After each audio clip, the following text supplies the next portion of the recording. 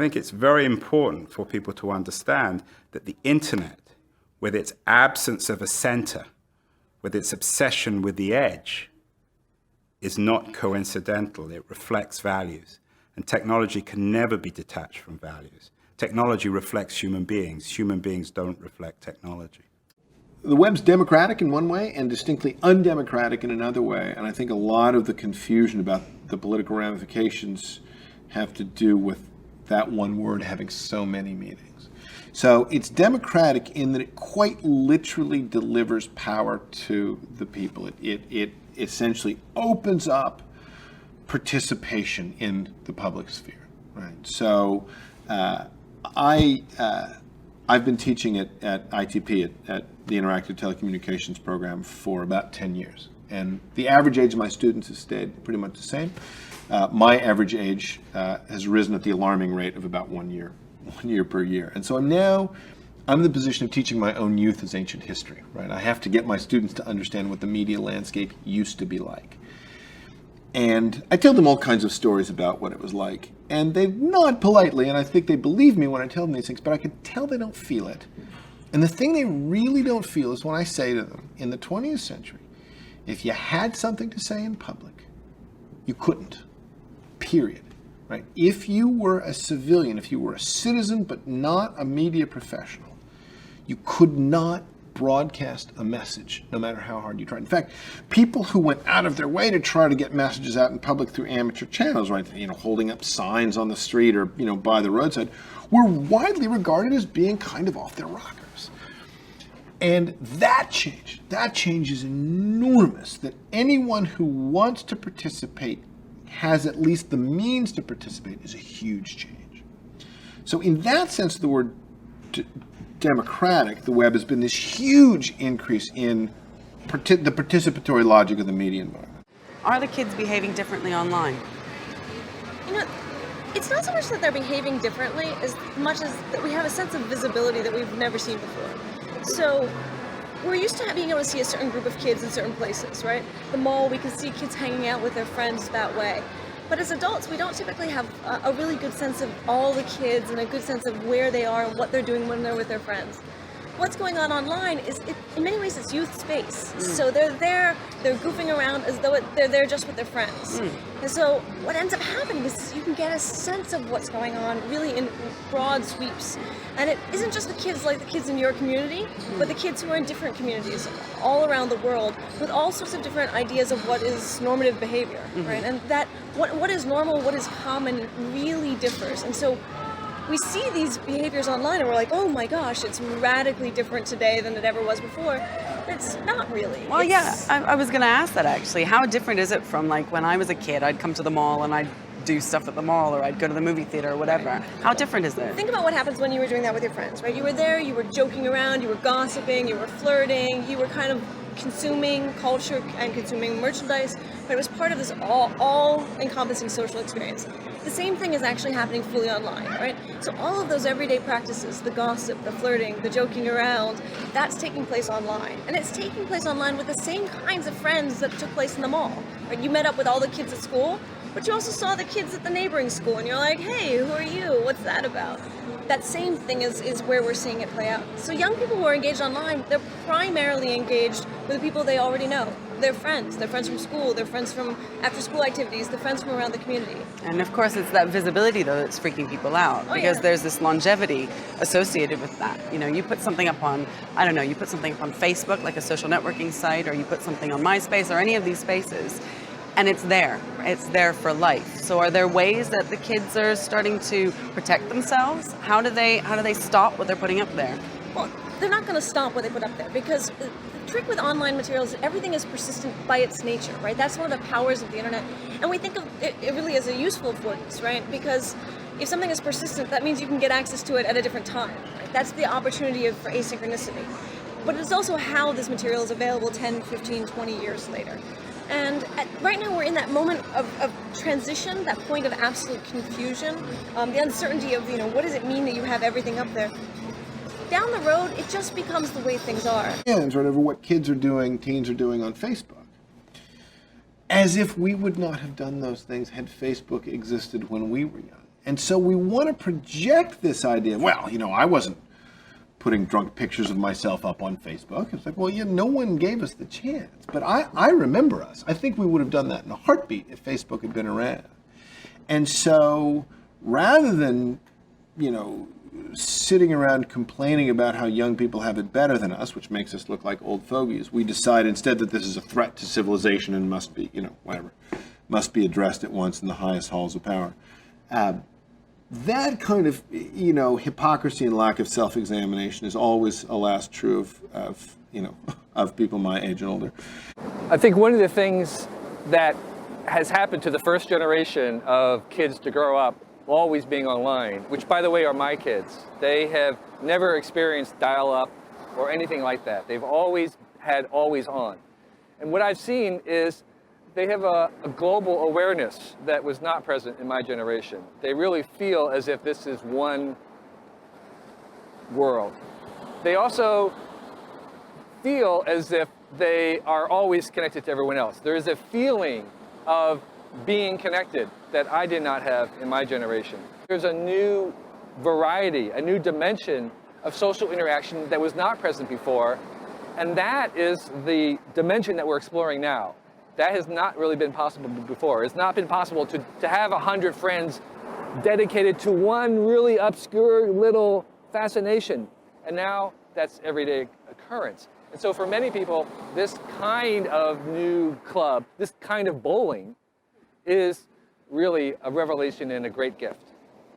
I think one of the things that the web is doing, the kind of glue that it's brought to us that we haven't had before, is the glue of obsession, the glue of fascination, the glue of passion about something in particular.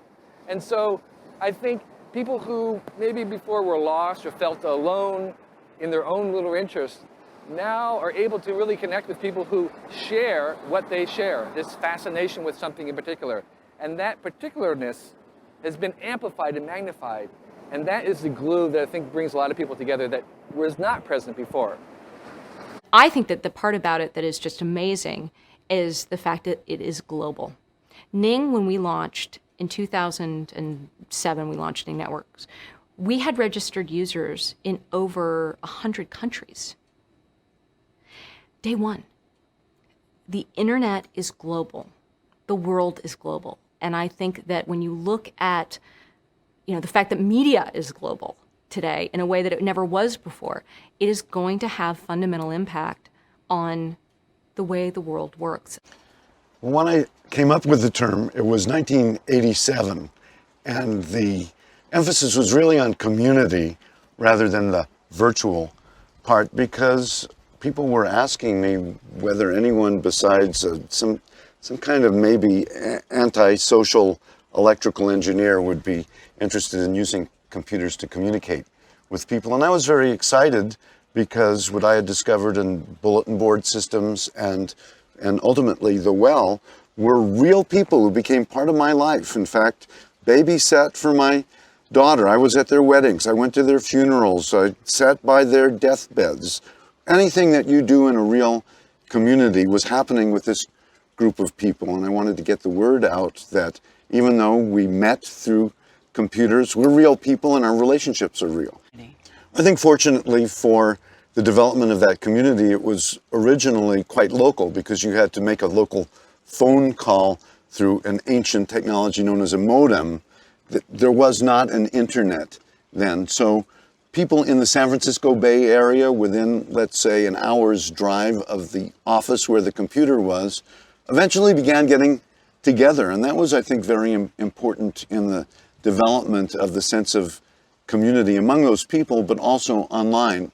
And eventually, of course, it included many people from many parts of the world who weren't in the San Francisco Bay Area. But that sense of knowing people and having some kind of significant relationship that could translate to the physical world. I don't like to say real world because it's real online for a lot of people, that really translated over the years to people who weren't part of that original group or in the San Francisco Bay Area. Well, first of all, I think it's always important to think critically about our technologies and our enthusiasms, and there are some serious questions to ask about online relationships.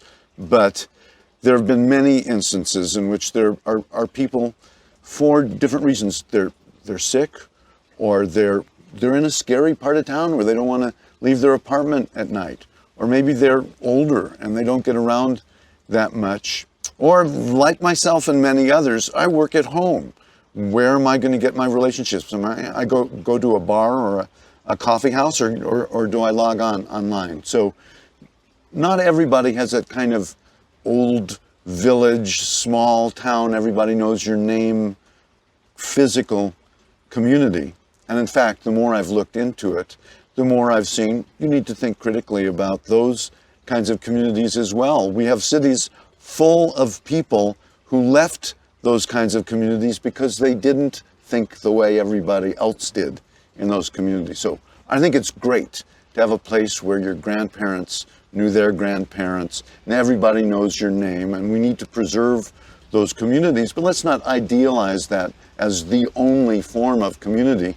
I think we're at the point in history now where more people are living in cities than are not living in cities, and you can have communities in London and New York, these places that a lot of people characterize as being big, soulless, heartless places where nobody knows each other.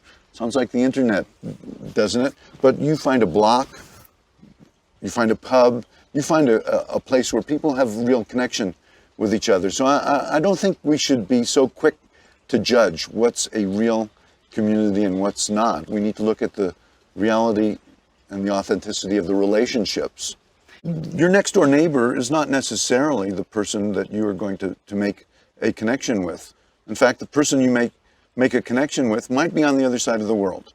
And while that's not true of everybody, certainly for me, and I bet it's true for you, there are very few places in the world where I can go and not get at least one and maybe 15 people to show up for lunch or dinner, and the conversation starts immediately because we know that we share some things in common. So does it matter that you're Slovenian and I'm American? What matters is that we have this shared interest.